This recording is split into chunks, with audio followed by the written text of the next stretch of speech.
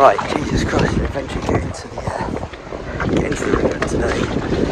Well, also for the season, it's the 13th today. We're working the rest of the week, so it's my final session on the river.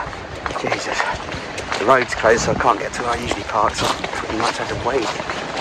There's loads of anglers back down there. I just had to wade through a little feeder stream, and yeah, it looks like a bit more wading coming up as well.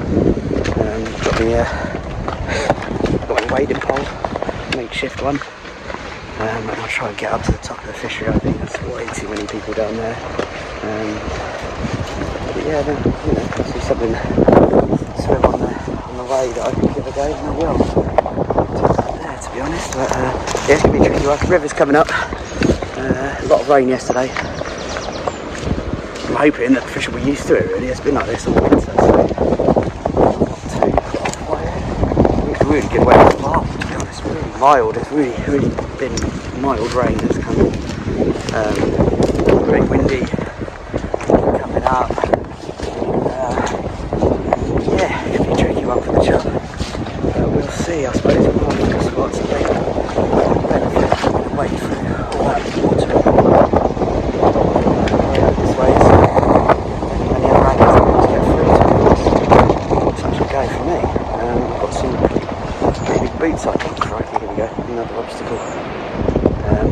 But yeah, give it a go anyway. Well, the benefit of being an idiot and sort of wading through the side streams and everything. Some I managed to do with dry feet, I'm not falling over, but a little bit dodgy in places. Good fish, so you can see my kit in there. There's a nice little slack in there where it goes out after these trees. But yeah, I was going to say the benefit of doing that is that nobody else has come through here, so a bit of river to yourself. It's a very busy day because at the end of the season there's must have walked past about another 10 anglers down there, which is more than I've seen on here all winter. So I've got a slack down there, a slack between these two trees here, and then the inside the pin there, so I'm going to give this little bit of the river a go. A bit of cheese paste, bit of lunch for me, plonk it in these slacks and see if anything comes along. Otherwise I might have to try a bit more wading to get back up to the bit that I usually fish in, which again might be a bit busy, so I don't know. So, at least I found a bit of river to myself for now anyway. Right, probably can't hear anything because of the wind blowing into my face. Just tried just behind the tree for a little bit, nothing there, so I'm just covering off this bit down to got the meat fished right down, not right under that tree, a fair distance off, maybe about 4 or 5 yards off, getting the slack of water in there. So looks like a likely spot in the cheese base, so I'm just drifting it around into this slack. Just going to give it maybe 15 minutes here before I move in between those two trees there, where I'm hoping to find another bit of slack water.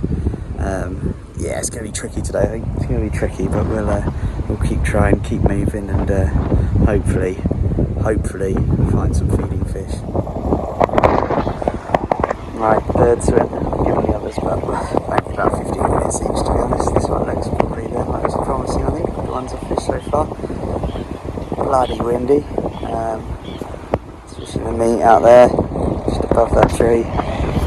Cheese, just off that, just down, just right in front of me really. Yeah, we'll give this one another 15 minutes and see if anything happens.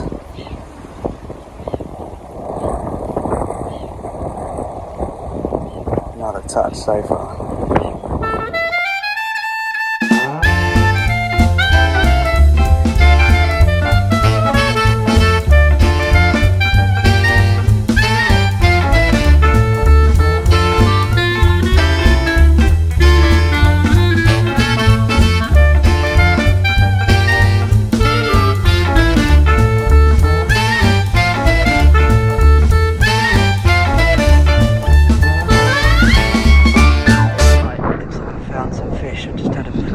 Bite of the day. That's definite bite anyway. Bit of bread cast straight out to the middle there. I had a funny feeling the bread will work. I put down the cheese paste on. I prefer cheese for under trees and in slacks and things like that, whereas if you're fishing in a big flow like this, the middle of the river, bread seems to always bring one. Just mixing together some Well, back into my favourite swim that I've been fishing all winter pretty much. Just tried 2 rods down there, tried cheese paste, nothing. Bread, just had a tiny roach about this big. Somehow managed to hook itself on the size 2. Now I've just chucked out a massive bit of luncheon meat on a barbel rod. It is a day more for barbel if I'm honest, but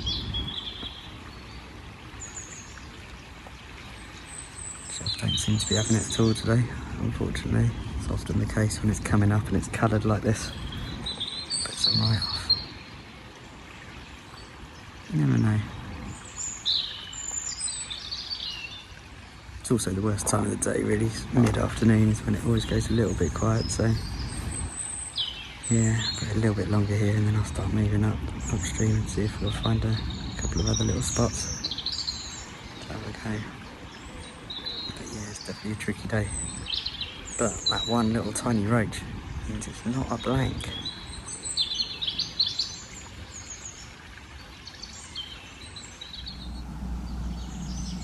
It's not done amazing here either, but there's just something drawing me back in here. It's probably the fact that it always holds, there's always fish in it. There's always been fish in it. Every time I've fished it, catching them is a different prospect though. I just had my first proper bite on a huge bit of lunch meat on the barbel rod. As is often the case with the lunch meat, it pulled all the way around and I just struck into nothing and I'm just pulling it out of the fish's mouth, I'm sure. So I'm just going to concoct another rig where when the meat is on the hair and the hook is completely clear of it, fish it on a chub tackle, so it's on lighter tackle as well on there. Okay, so due to all the missed bites, I'm going to put the meat on a hair like that, so that's 2 hook. So the hook stands completely paired. I hope into a better hookup ratio because I keep getting absolutely huge bites on the meat. Well, I've just had one today, but in the last few sessions, the rod pulls all the way around and you hit into the fish. You're 100% that you're going to connect into the fish because the rod's bent double and you just strike and nothing. So let's see if that helps things. Big knock on the meat. Thought it was going around then. They're just knocking away and dropping it. They'll be a bit more confident when the light drops maybe. Just about to put the switch in for the barbel rod, just because it'd be typical to hook a barbel on the chub rod on a lunch meat.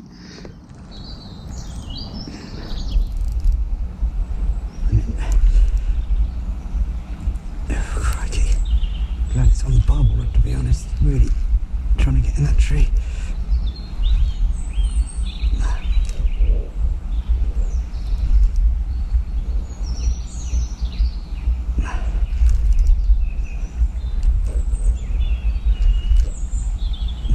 Now, that's down here. Okay, let's get it.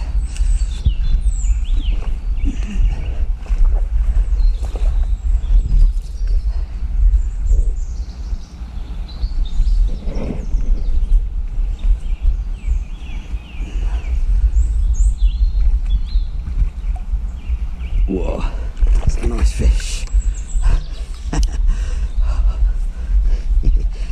Yeah, lovely. As anything. Short fish. Might go 6. Find out. Oh, at last. Went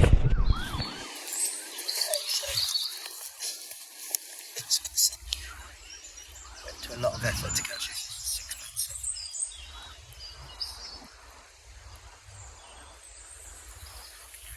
So fragile.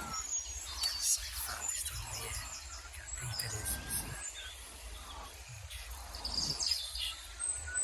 Short, but it's so fat.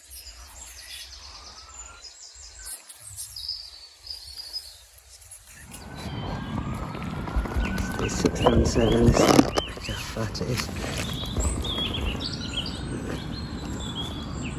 Absolutely beautiful fish. Really good condition. God, adverse conditions. It's really flying up now. That's that branch of the trees underwater. Crikey. Mad.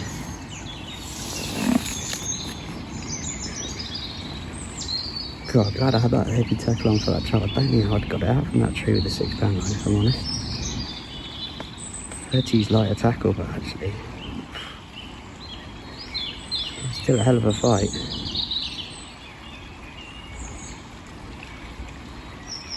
Fish was just resting there in the net, so. Oh, so glad I had a good fish. £6.7. Right, last knockings. The river season 2023-24. Just had that one big chuff. Happy with that though. I had daylight today, crikey, delighted with it. I thought it was going to be a blank, if I'm honest. No, I didn't actually, because I had that little tiny roach about that big, so I knew it wasn't going to be a blank. But I thought apart from that, it was going to be a blank. But, happy days. Shows that little change that might have made the difference, you know, hair rigging the meat instead of having the meat on the hook. Who knows? Maybe I would have missed that one as well. Yeah, fish still dark. I might move into another swim though. Not getting anything else here. Mind you, I wasn't till I had that fish either, so it'd be worth a little bit longer. Get the starlight on the tip and just fish with a big bit of meat, I think, for the rest of the evening. You never know. You never know, so it's barb o'clock, isn't it? So we'll see.